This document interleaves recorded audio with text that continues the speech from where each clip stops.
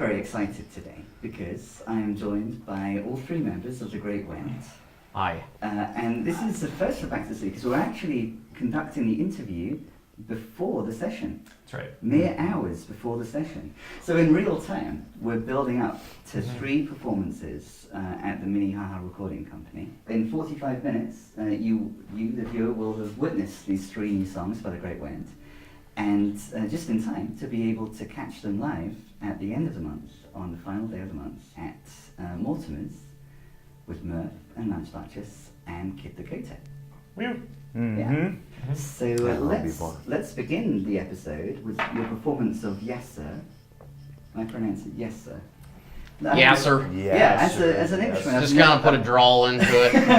Yes, sir. My English drawl. Yeah. This is Yes Sir. Correct. Yeah. Yeah. That's it. By the Great Yes, Went, sir. performed in our future at the Mini Haha Recording Company. Excellent.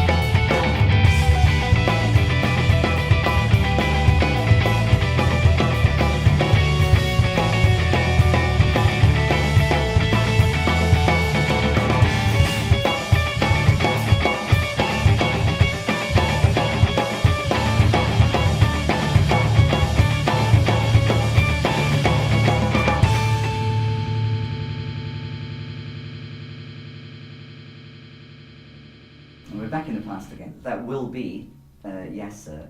The previous record is what we can hear throughout today's episode, and that is called You Need It, You Got It.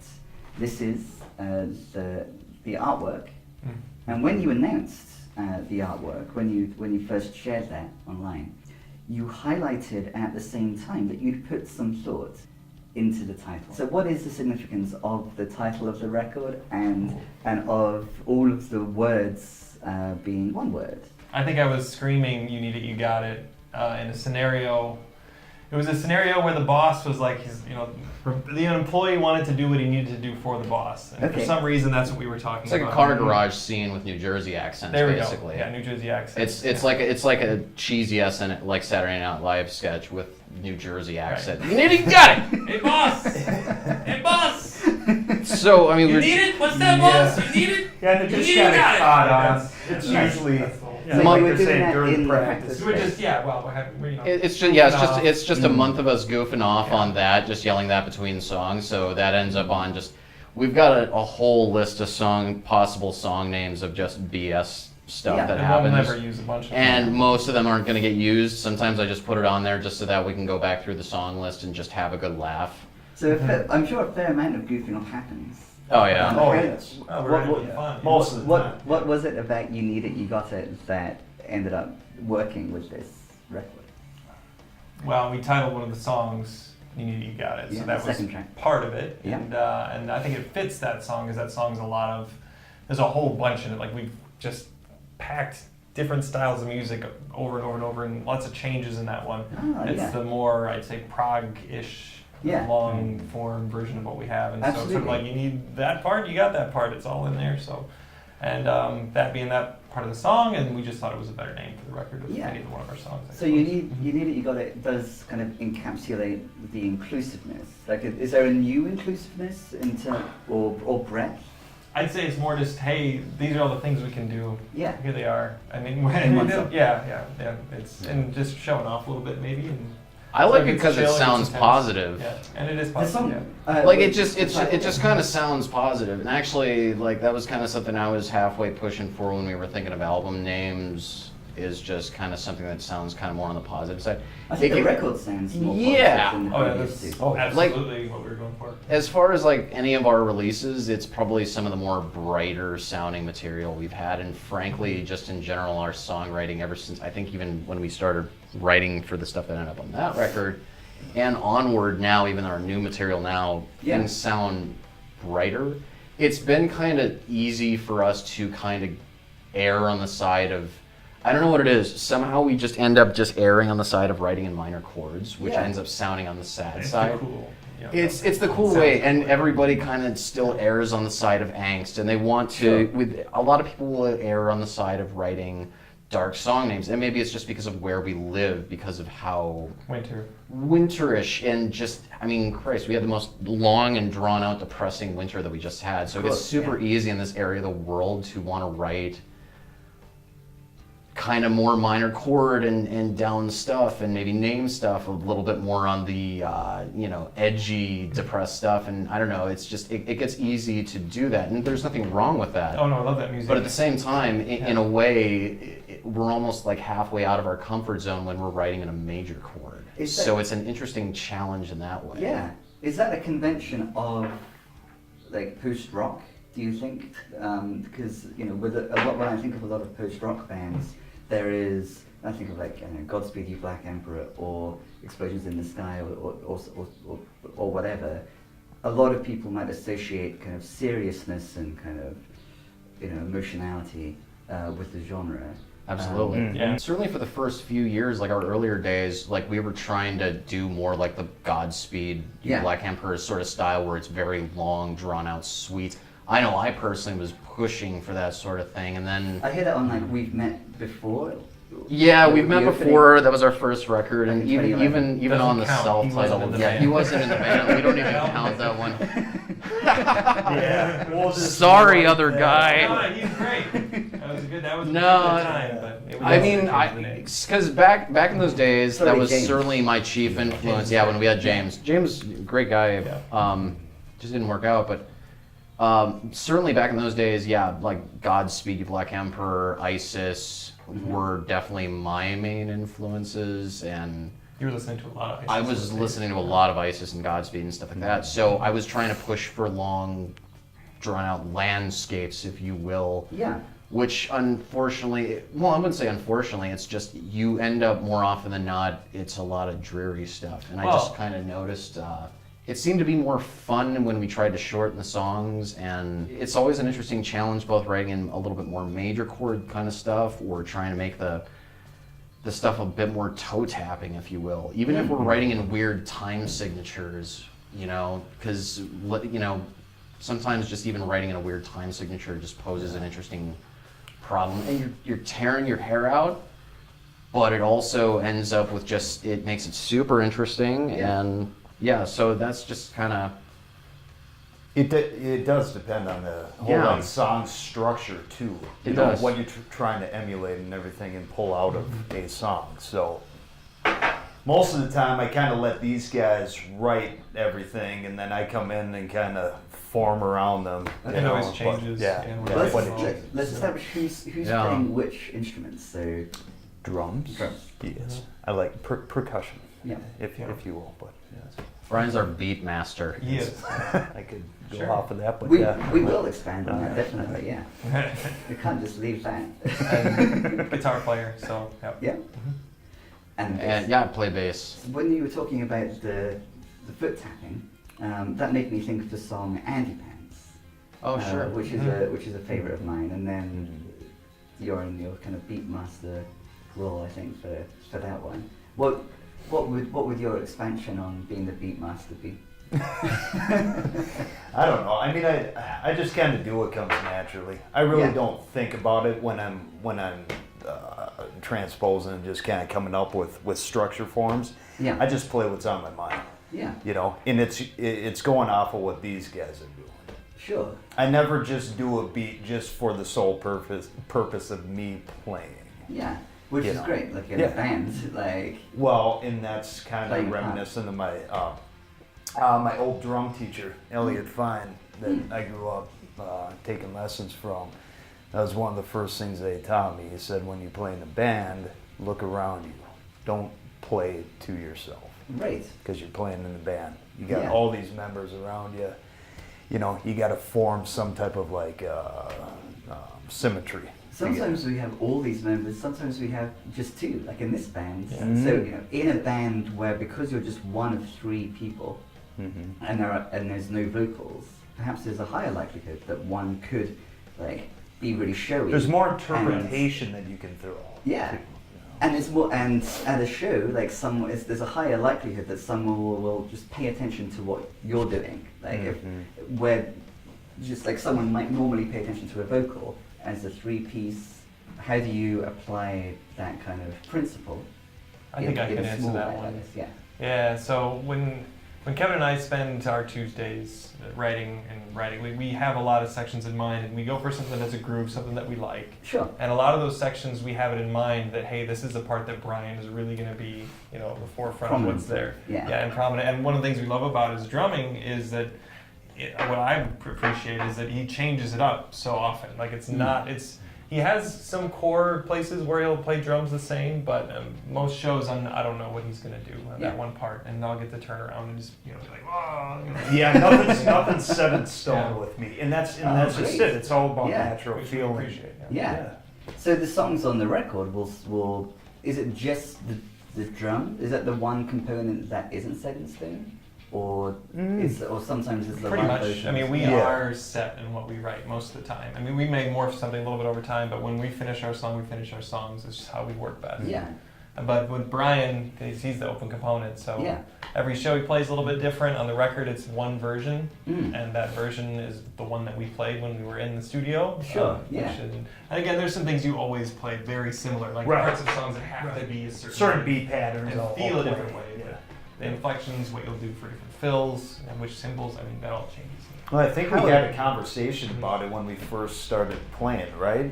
Didn't I talk to you guys about that? Just kind of saying that like playing live, I might play something different, so don't be alarmed if that happens. But. Yeah. Well, Yeah. I think something that just made you just a real big strength for this band, especially like in the live setting, you play in the pocket super well, which is kind of a necessity when you're dealing with a band like us that, we're working with loops live. Yeah. And of course, the loops are never going to be perfect. We certainly try to do what we can, but of course, there can be the occasional off note or something like that. So having a rhythm section that can just weave around that in case it's necessary, that's a big strength. And I can speak for pretty much just any band that kind of does what we do, because there's a number of bands in town that'll work with loops, and strong rhythm section that can work around things is so key. Have the loops always been as prominent a component of the band?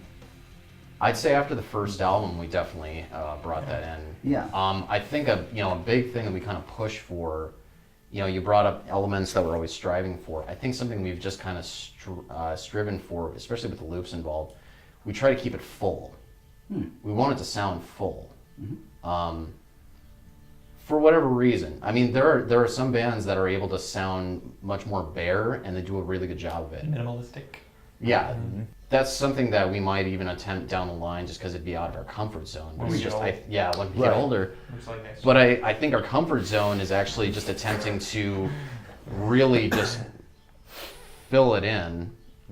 Because a lot of the music that I like that does what we do, our genre, so to speak, usually has a full sound to it, no matter how many players are involved.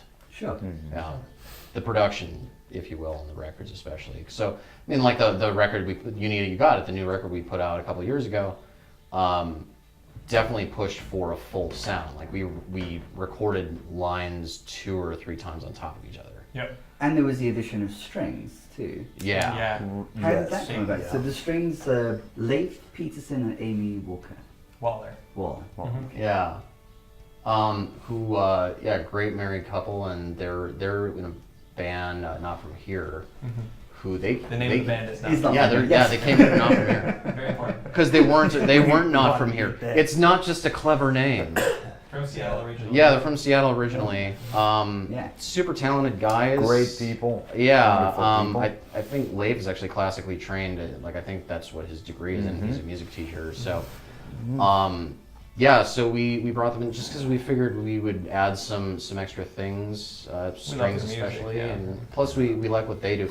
They also do loops, Yeah. just as we do. And that was an extra layer to the album that we kind of wanted. I want to bring it back for the next record. I don't know about you guys. Oh yeah, but 100%. Yep. Yep. At what It stage just did adds you, this like beautiful tone over the It top. does. Yeah. Yeah. Yeah, that was the plan from the beginning, was to bring them in. It was really just a matter of when, and I think we actually kind of have our recording down to a science now. We will do like a primary recording session just for the songs themselves. That'll usually go over like a 2-day span. Yeah.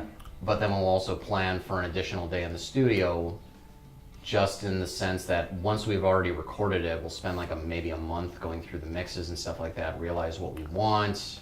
If we want things like strings, figure out ideal placements for it. So that's what we did. So we basically booked an additional day, both for re-recording things that we needed to do, but then we also knew that we were going to bring in Leif and Amy, and if we were ever going to bring in additional things like that, which I think really helped things. Yeah, really. Yeah. I love that process. I think Recording the album's personally my favorite. Well, writing music is great, and that's you just have to do it like the standard. This is what we do every week. This is what we do, always as we're writing and moving forward, and that's very important. But the most fun I have and excited and biggest things for me is that project of recording going in, and so we get to work with Adam Tucker at Signature Tone, which is great. He makes it fun. So you'll be returning to the same studio, do you think? We'll definitely work with Adam again. We could record somewhere else. We could, in theory, record somewhere else, but I would still have him track us. We'll see what Minnehaha's like. We've never been there. Yeah, you'll know in a couple Yeah, There you I go. think they've seen it. Yeah, exactly. What we can hear right now is Brothers Sisters, which is the opening track on the most recent record, and it begins just with the strings. Yeah. Yeah, when you say for almost a minute. That's a really interesting decision to begin a new record back in 2016 without you're all absent at the very beginning. Yeah. Well, and I think didn't we leave Amy and Leif up to what they wanted to do? With As far as that directions, with some, yeah. They came in with They- some stuff, and then we also directed them on some stuff. Like I think the opening of Brothers Sisters, I actually just told them, hey, why don't you just quick throw in something where you just sound like a symphony that's trying to tune. Yeah. Yeah. The nice thing about Leif and Amy, I mean, they're super easy to work with and could very well be from the training that they have or something like that. But like even when I would throw in an idea that they hadn't thought of, they just picked it up immediately. Yeah. So they were in there for 3 hours maximum, and we just a lot of stuff accomplished in 3 hours time. Including Pink Eyes Oh Oh yeah. yeah, pink eyes.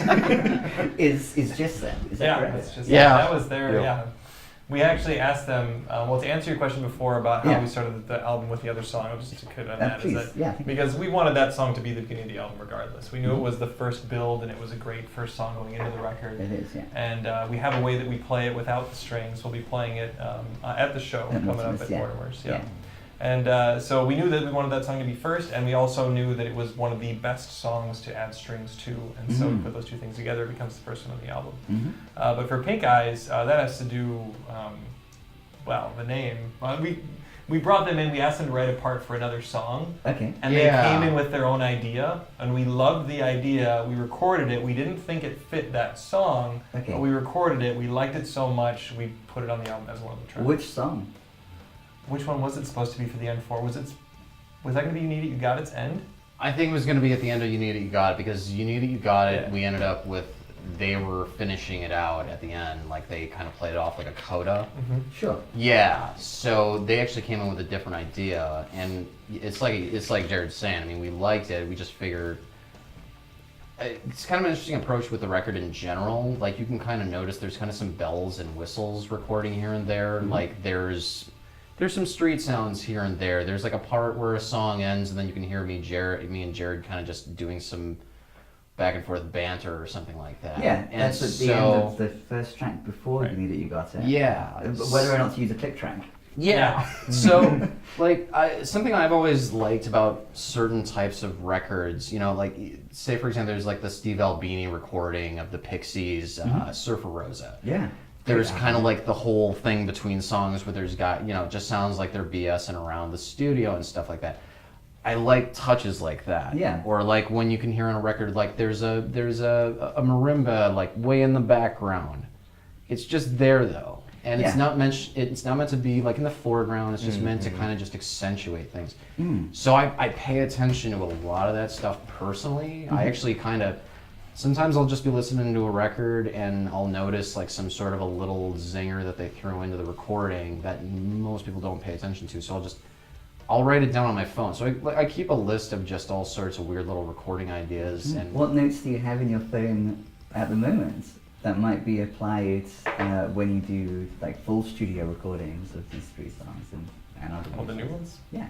Yeah, no, I we mean, recorded a bunch of loops for the end of one of the songs, for which, like...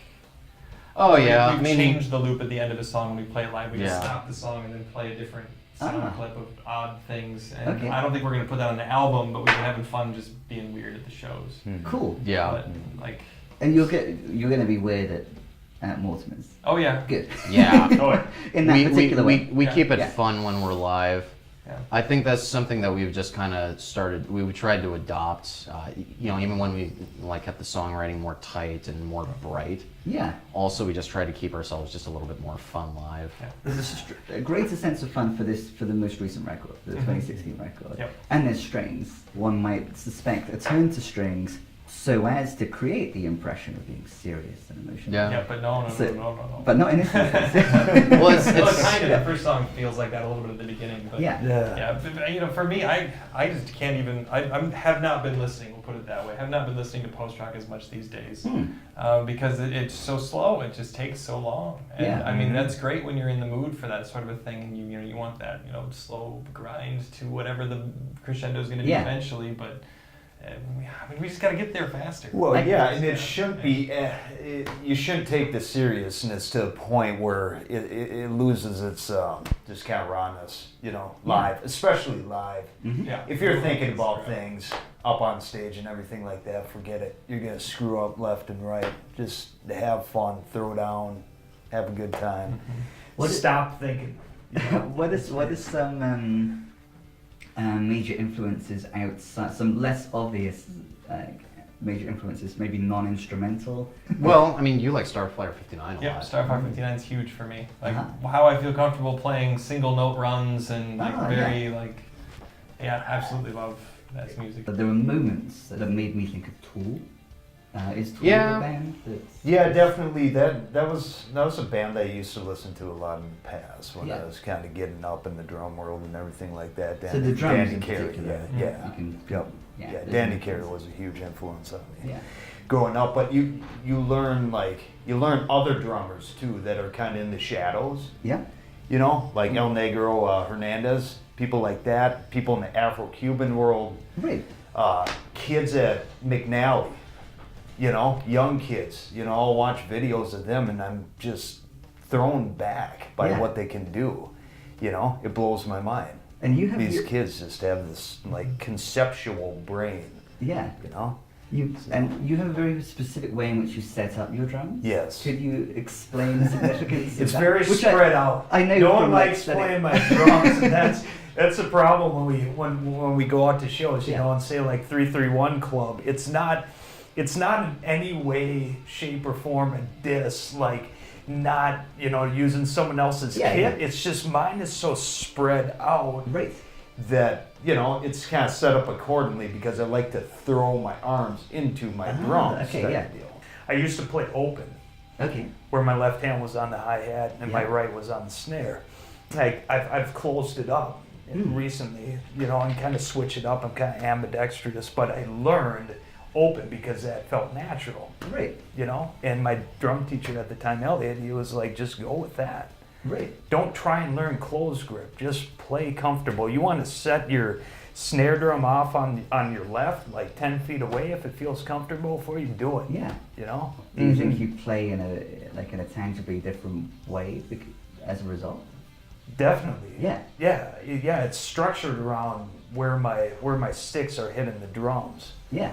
And the different rebounds I can get off my toms and my snare and my ride and everything like that. Everything's situated at a perfect angle and everything like that. I'm very meticulous. Yeah. My brain kind of goes in overdrive as Yeah. far as that goes. But yeah, I've always had. I used to have my ride cymbal flipped upside down to be able to hit the bell straight on instead of going like that. But that was in my angst days, so I don't. You don't seem really I don't angsty need now. that. No. Good. That's good because there's major chords in this band and foot tapping. Right. We're all in our 30s. I'm we're all passive aggressive all the time. we're all boring adults now. We don't have enough time for angst. Are you playing your drums in the Minnehaha Recording Company? Yes. Yes. Yes, I will Great. be. Yes. So let's. So you will see the expansiveness of my. Yeah. No. Yeah, that's like a regular kid. Yeah. It's just spread But out. spread out. Yeah. The regular kids spread out. Yeah. Cool. Well, I think that we should witness this in action. Everyone in action. Ace. What's it going to be? Is it going to be the grouper or is it going to be Buffalo to Bones? Here's Buffalo to Bones. Let's enjoy it. So it's going to be Buffalo to Bones. Yeah, Buffalo to Bones. I is think you can definitely make that the next. entire song us introducing it while it's playing.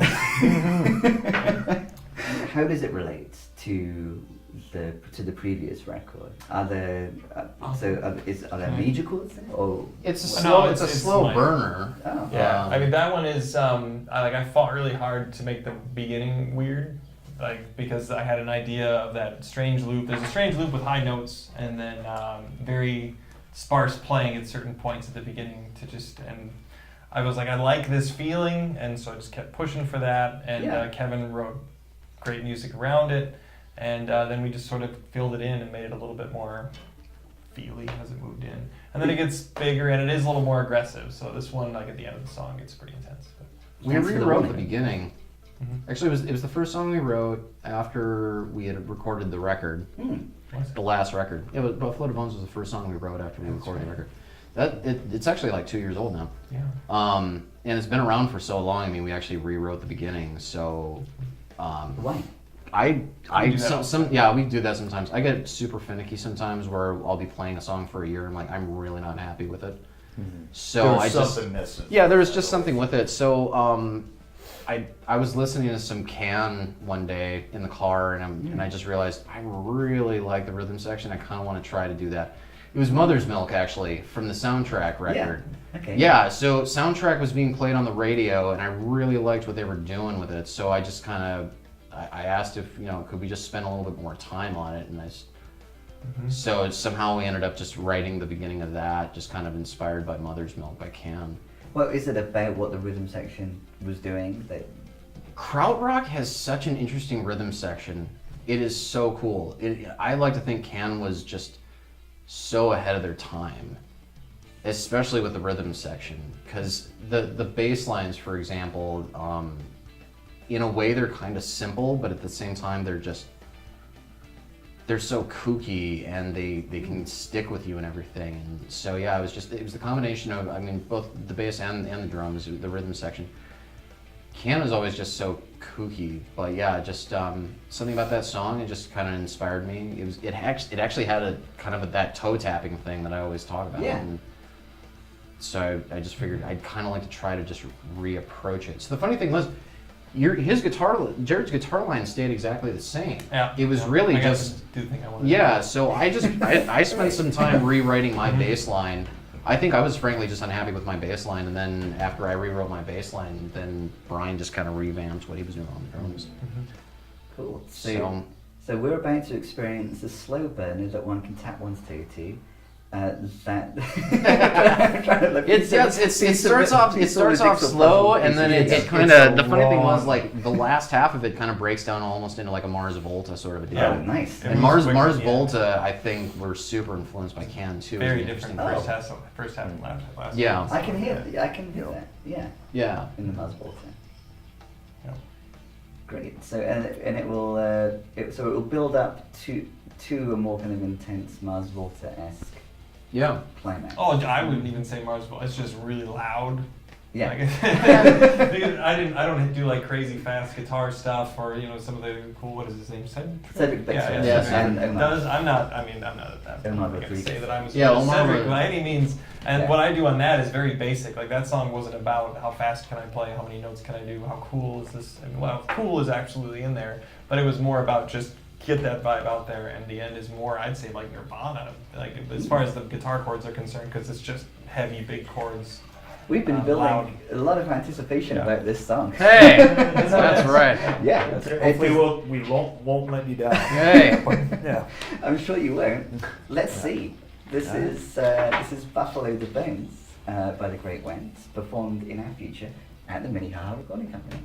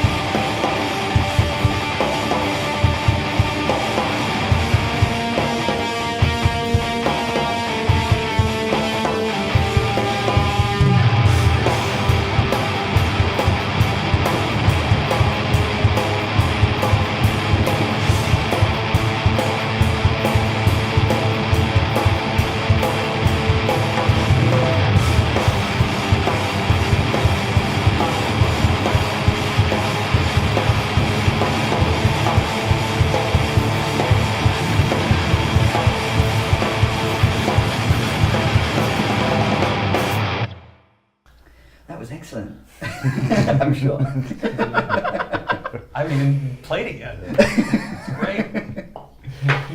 How long is that song? 6 Probably minutes. roughly 6. Yeah, most so- of our songs lately have been roughly 6. Right. Five Well, or most of the songs on You Need It, You Got It were 7. Brothers, Sisters is 7. You Need It, You Got It is 7. Last half is shorter. The bells and whistles basically end up adding onto the Yeah. songs. Oh. The first half of the You Need It, You Got It is our longer form songs. Last half are Oh, short ones. absolutely. Yeah, Shorter, so the yeah. interesting thing was, like, I always like to tell people when they buy the LP is that the second side B is like the fun side. Yeah. Yeah, Yeah. that has Bish on it, It has which Bish, has yeah. a very fun video, Yeah. which begins with you emerging from the water. It's him. Oh, that's right. Yeah. We have beer. That's right. Beards. I was glad that we did that in one take. Yeah. Because it was freezing. It was cold October Freezing morning. my ass Wow. off. That helped with some like I had method to be acting. submerged, and the water was only about, I don't know, 6 inches, so I had to kind of tuck myself back and then jump out. It's very Yeah. cold water. So Very you, cold water. you begin in the water. You are drinking shots. Yeah. Yeah. And need to be saved. we had Amy from Not From Here showed up that day. Yep. Actually, there's a Who is really responsible for the strain? really Yeah. awkward outtake that we should maybe I could even send it to you because Please. you could even throw it in there. There's a really awesome outtake of me just like really uncomfortably realizing I'm being filmed and then just uncomfortably smiling at the camera. And it's in slow motion and it's kind of perfectly Yup. awkward. You should throw it up in there. I gotta send it to you. What a nice smile. Yeah. That was a Dom directed smile, is it? Yeah, no, it wasn't even directed. No. Like Dom would, I I think. know, Yeah. directed. This, And this was general. just Directed by an Dom. outtake. This was just an outtake where they just happened to be filming and they caught me and Dom just zoomed in on me with my awkwardness and it was just perfectly captured. See, This Dom is- directs. yeah. You don't know that he's directing you, but he Yeah. Yeah, the right? entire series. Yeah, Dom Which- does That's it good. for the- Which leads to magic moments like this. Yeah. So yeah, this is one of my favorite Bro Night videos. Only in this one is there's a nefarious Tom Michaels.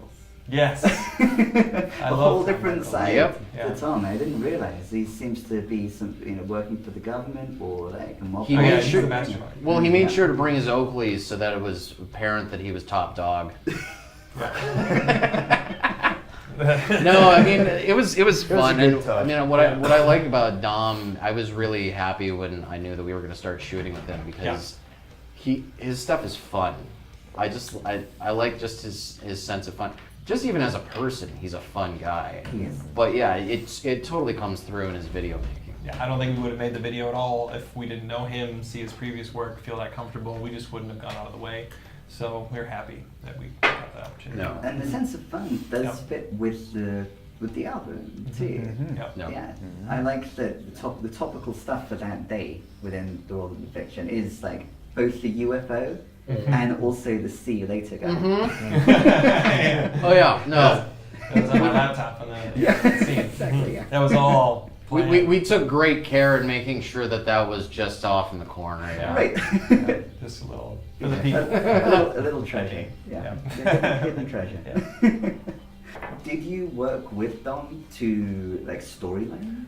So that's an important thing. So I want whoever we work with, like especially in a medium that we don't have experience in. I mean, Yeah. we can come up with a bunch of ideas for video, but we've never done these things before. We don't know. We don't understand this type of work that you do as well.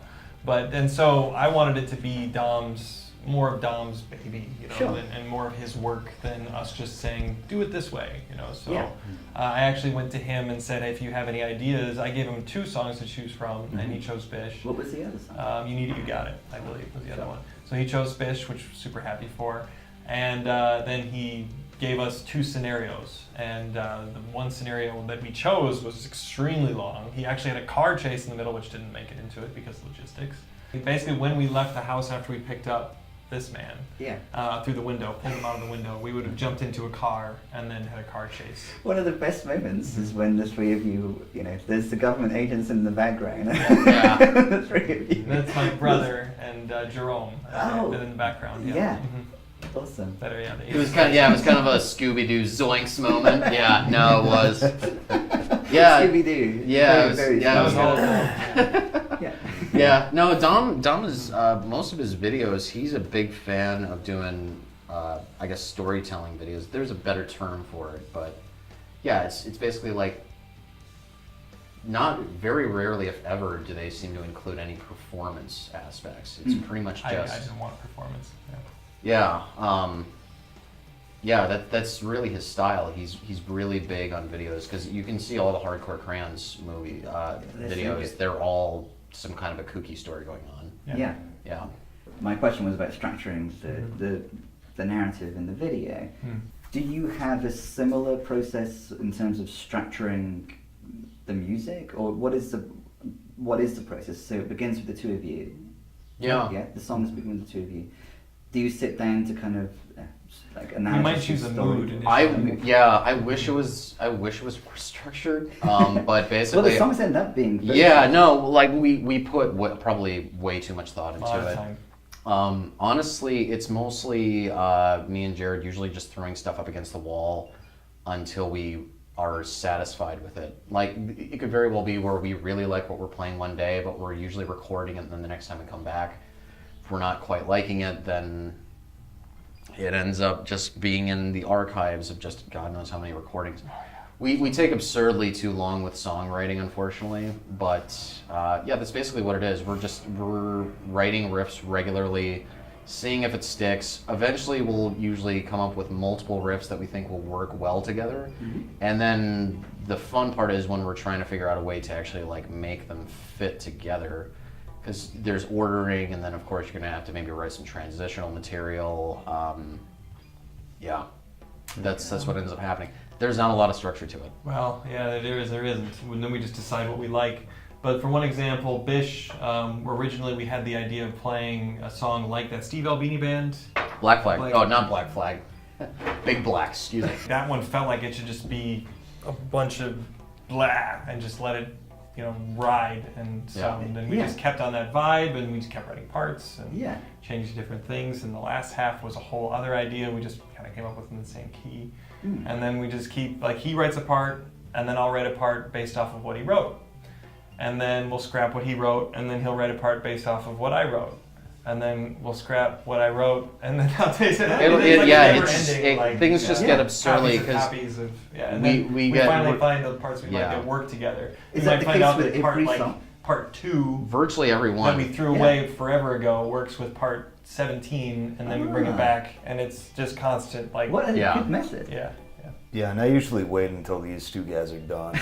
He wisely does that. Although there's just kind of glide in and then you come up with your however many times you play the song, assemble it. There are times. I mean, when we're really hitting like a writer's block. Sometimes, like if we've got at least a couple riffs, but we don't know what to do with it, we'll actually just start playing it in front of him, just so that if he starts finding something, then maybe it'll jostle something loose for us to have. Yeah, I need to try and figure out some type of like skeletal drum part. Some changes every time. Yeah, just a bass to go off of, and then to help give the inflection structure. Yeah. Usually the first few times we practice it, I'm just kind of bare bones, just straight up. So nothing fancy or anything like that, and then we figure it out from there. So is it the case that actually your parts begin as being more uniform to help give the song existence, to bring the song to life? We've definitely been bringing him in a lot sooner now. It used to be that the songs were virtually complete, and then we'd bring Brian in.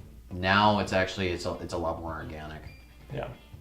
Because I've just kind of noticed it helps to jostle things loose when if we're hitting just a whole wall of not sure what the hell to do with it.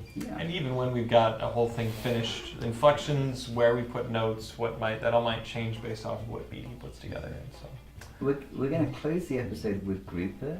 Is that one that developed in this more organic way? Yeah. Can you think back to the genesis? What was the very first thing that happened that led to this? I don't even know what riff we started. I don't know what riff we started with, and the funny thing about that one is just like Buffalo to Bones. Actually, we rewrote the first section of it a bunch of times. Yeah, after the song was virtually done, it was just another one where I was disliking at least what I played, because I think it was just another example where I rewrote what I played. Jared more or less kept his stuff intact, so I I rewrote what I did, and then I think Brian just kind of rearranged his drums a little bit. Yeah, I don't know what exactly we were doing with it. I think it was just a thing where we were still keeping it fun. I was probably listening to a lot of Don Caballero at the time. People have been saying that one sounds a lot different than a lot of the stuff we've been doing, but it's still just us playing around with a lot of delay stuff. And yeah, I got to use fifths. I've been in the new record I'll be using more of like the octave pedals and things, and so for that one it was like, let's do a song and use fifths, which is that was so. That might have been the first song we were writing where you actually had like an octave or pedal. Yeah, I had the quint at the time. Yeah. And I was using the fifth function and trying to, and so that So was that sort of like pedal a new toy that Yeah. sparked some of it for where it became, where it came out of. One of the most exciting shows that you played in the last year was the Self-Evident 20th anniversary. Yeah, that was something. And Self-Evident are going to come in and play some new songs from their forthcoming record in a month or so. Excellent. Glad to hear it. It would be exciting to just play a show with Self-Evident. What was especially, and it would be exciting to be part of their 20th anniversary. Oh, if yeah. it were a conventional, just normal gig. Mhm. But this wasn't that. What was so exciting about that? The occasion? bands that showed up. I mean, Yeah. it was just kind of, a lot of old bands that disbanded Yeah. and regrouped, Reformed for that reformed occasion. for that occasion. Mhm. And for me, like Electric Hawk is one of my favorite. When I saw them play live, Yeah. I was like, holy shit, these guys throw down. So they They're were a Twin Cities rock based. band. Yeah. Electric Hawk is Chicago. Yeah. From Chicago. From Chicago, okay. Yes. And they're still active, I think. Yeah, I do believe they are. Yeah. But, So there were man, some they- bands from out of town, like Yeah. Electric. Yeah. Right. Bronze Yep. Chorus. Yep. Bronze Yeah. Chorus. Was- Train Dodge was another one. Yeah. And I'm sure. Bear Claw. Bear Claw from Chicago too Yeah. was another amazing. I mean, the whole show was just well See put another together. Maurice Every Morissette. band was. Phenomenal. I just liked that it seemed to be it was just a celebration of kind of what the community that we consider ourselves part of. That's And why we felt really blessed to be part of that whole thing. Well, Yeah. we still Because the a original lot drummer. of people just kind of He used to be in Self-Evident. yeah, he was the that's- original. Oh, Yeah, Brian was the yeah. original Yeah. drummer for Self-Evident. Yeah. I used to play with those guys, but yeah. Yep. yeah. So it was it was a celebration of you, like 20 years ago. A little bit, yeah. I At mean, the Genesis. Yeah, and it just felt good just seeing old faces too, because that was, a huge part of my life growing up in the 20s, or Right. my 20s, just kind of going around and playing music, and that's all pretty much I did. So it was a really beautiful example, of the amount of talent that we have here in that particular scene, because that's something I've loved about playing the scene that we do, the kind of music we do. There are so many bands that are similar to us, or even not similar, that we play with regularly, and there's a lot of talent that goes around. Yeah, And we they love just- Twin they do- Cities yeah. music scene. Yeah. Big fans. A lot of people we know. Yeah, so it's just how supportive everybody was of everybody, and just how the whole thing was just so well executed for as much of a nightmare as that had to have been for those guys to pull off, and how giving everybody was. It was such a beautiful thing to have witnessed, even in terms of the bands playing themselves, but even just the execution of the show itself. Yeah, just the atmosphere Was Yeah. just and the people fantastic. working together down there. Yeah. There's a sense Because of there's joy. cohesiveness, in the music scene around the Twin Cities, which it's not cutthroat. So we're Like we're talking. all in it A together. lot of working class Yeah. musicians. Yeah. Yeah. So- There's a lot of bands that play in this town. They almost seem to have zero interest in trying to get on a label or anything like that. Ourselves included. Yeah. We're really just, we want to make some noise. We want to play in the community, and the Make some community is good very records. supportive to that. Yeah, put out some records, get our noise heard, get have everybody have the mutual appreciation, just the whole thing. I really just dig this scene in that way. Not to mention how many venues there are that exist that, we're an instrumental band. There are other towns that if we tried to do what we do, we'd be lucky to get one show a year. Yeah. Right. And to be able to regularly play doing our thing is it's fantastic. The people who did not go to the Self-Evident 20th anniversary. For people who haven't been involved in the scene and the community that was represented at that, and that you see yourselves as being part of, how would you describe this kind of subsection of the Twin Cities music scene? 2 parts. You should Go talk. ahead. Go ahead. You had something you wanted to say. No. I was just gonna mention, like, it depends, because I don't know like what new kids are going out and seeing nowadays. I don't know if there's like a separate scene, Yeah. Yeah. and what time Oh, they yeah. go out. There's so many scenes. And all that shit, like, Yeah. you know, and back in the day, we used to hang out, go to after parties after the shows. Yeah. And it was just, it was a bunch of people just hanging out playing music. Yeah. I don't know if that still exists That now. still exists. Yeah, Definitely. yeah. It's probably always going to exist, you know, that Yeah. type of deal, and that's what's beautiful. Better. about it. Yeah, Better. but Yeah, but it teach the youngsters a few things. If Yeah. It does. It certainly Yeah. does. yep. I mean, as far as our specific genre, we play, like, I like to call it math rock, Yeah.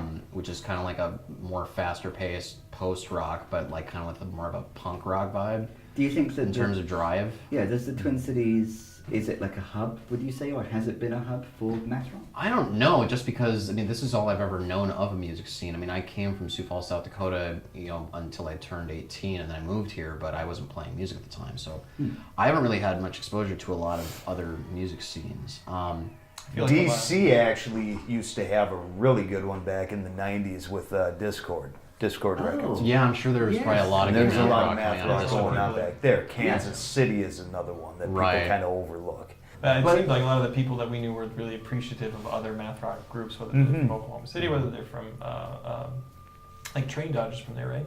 Yeah, they and are. then Oklahoma City's there, and like people have appreciated Train Dodge, people have appreciated Shiner and like that type of music, and there's like a whole scene of people like-minded in that area, and so there's people that like that and played something close to it. But I mean, it's everybody. The way I see it is just a group of people that had somewhat similar music, got to know each other, played together, just like all of these other scenes, Yeah. and were supportive of each other. You know? Yeah. It was Isn't more all of a- music like, math, though? Yeah, If sure. you really want to Yeah, get okay. literal. Yeah, if you want to get literal, if sure. you want to go down that rabbit hole, you know, it's I've kind been of on- like, On a broader perspective, though, I consider ourselves, like, if you want to even just have a quick label for it, I would almost just say the undercurrent Minneapolis scene. I mean, I don't think Gravy had any intention to Create the scene. to create it, but frankly, he did, because it's just we're kind of part of this whole Hugely friend group. influential. Yeah. And he's just been I consider Gravy to be a key player, just as far as keeping like a lot of things that people are, just in terms of, there's a sense, because he's really helped to bring a sense of community. And that just started with him posting videos, but it was such a supportive thing because Undercurrent, you know, they're posting the videos, which it makes a difference for people. Well, and not to mention that difference for us. he's regularly posting shows that are going on a regular basis, and that helps people. It And began as Gravy. I think Just Gravy because alone. Yeah. I think Gravy started it alone, and then I mean he's brought in other people, smartly so. You know, he's got his reasons for doing it. He had a lot of people that helped him out. but- Yeah, he's had some great people that have helped him out, but it's just the people that we are generally playing with are very often featured on Undercurrent. And that's the thing, is that going way back to when he and I first started, we were from Sioux Falls, South Dakota. I mean, so we don't have all the high school friends. We don't have, you know, all of this. Yeah. We didn't grow up in the Twin Cities. So impossible to be aware of what's happening. Yeah, how do we know where to go? How do we know what shows to see, to make friends with, shake hands? If it wasn't for those Undercurrent videos and that scene and what he posted up there on social media, then I don't know how well or how quickly we would have integrated into that scene. Yeah, I'm glad that Which you, was thankful, that I you would say. highlight that. I Yeah. think that's a really special component of our Twin Cities music scene, isn't it? That- Yeah. Or at least in our world, yeah. Yeah, It's it also- doesn't just document the scene, it like changes the scene. Honestly, that's probably a big driving force of what keeps me going with playing music. Is I really like the community that I consider myself a part of. DC is something that came up briefly in my conversation with Murph, who were playing the show. Oh, sure. On on the 31st. Yeah, I can definitely imagine them being influenced by DC bands from the 90s. The hardcore Oh, yeah. scene in DC is Oh, what yeah. we were talking about. So we can check that out in the Murph interview. We also spent a lot of time talking about a particular movie, RoboCop. In fact, most of the time, in a way, talking about RoboCop. And the only thing that's left for us to do is to talk about Twin Peaks. Oh, yeah. You can't have a Great Went interview without at least referencing Twin Peaks. So, No. so back before the band was the band, the first record had what's the front cover of the first record, and what's the significance of that? Jared Richterick is the artist, and he had a company for a while he called Stinky Eddie. Okay. Stinky Eddie Designs, and so that was one of the shirts that he had posted up. Was from Stinky Eddie Designs. It was probably a couple of people that he knew in a photograph. I don't know, and then he made it look strange. But Yeah. that was when in the beginning we were probably a little more serious, about whatever we were trying. Yeah, that was when we were Right. writing a bunch of serious And, music. There is no tomorrow. Anyway, Yeah. so we didn't have a lot of money for that album, but that one was We've Met Before, Yeah. which is another David Lynch reference. Yes. That creepy scene with the fish face man. Okay. So from Lost Highway. So that's where the album title came from, but it, no references into any songs. It was just we liked that title, and we were like, Great Went from Twin Peaks, that movie. The image reminds me of the scene in the what's the movie called? Firewalker. Oh, the same scene. The scene with the Great Went scene. Of Yeah, course, that's true. Yeah, absolutely. but I thought it was That's what it was actually supposed to be. representing it, but Yeah, I don't it's think very so. close. And anyway, It but was. that's actually It a was. good. We that's saw good the catch. artwork of our friend online and chose it, and Oh, wow. maybe subconsciously, everyone's. Yeah. So Yeah. we just knew, we just. The Great Went comes up in two ways, because it's like the name of an episode in like the second season of Twin Peaks, and then in the movie, Right. there's the character Jacques. Cornell. Yeah. Yep. Declares, "I am the Great Went." Mhm. How did that come to be the band name? And is there something David Lynch-esque about the band, or like maybe the band in its earliest manifestation? Or? In its earlier manifestation, I mean, I think we were definitely veering towards like more serious manner. I think we just thought it sounded cool. It does. No, I don't know. I mean, we were bunch of bouncing names. around a number of names, but I don't know. I mean, both Jared and I are really big David Lynch fans. So, I mean, I get the feeling it was probably inevitable that the band name was probably going to be having something loosely to do with Lynch. Yeah. And I And in think point it of was- fact, I mean, we actually anytime we're thinking about doing a cover for a live show, we kind of try to err on the side of something that's been Lynch associated, Right. whether it's been in a really? movie or maybe from one of his records or something. We've been kind of playing around with doing a cover of what's that Chris Isaac song that was in Wild at Oh. Heart? Yeah. Yeah. One of those. The "Wanna Fall in Love" song Yeah. by Chris Isaac. Yeah. We were thinking about doing that, and also we thought about doing the Pink Room. So which Yeah. is one off of the Firewalk With Me soundtrack. Do you have any covers in your set at the No, moment? we haven't been working on any covers. We actually retired the David Bowie song. After he died. After he died, we played it one more time, and then we're like, yeah. So, Yeah, which is kind of a shame because he sings it very prettily. oh, thank you. You sang. Yeah.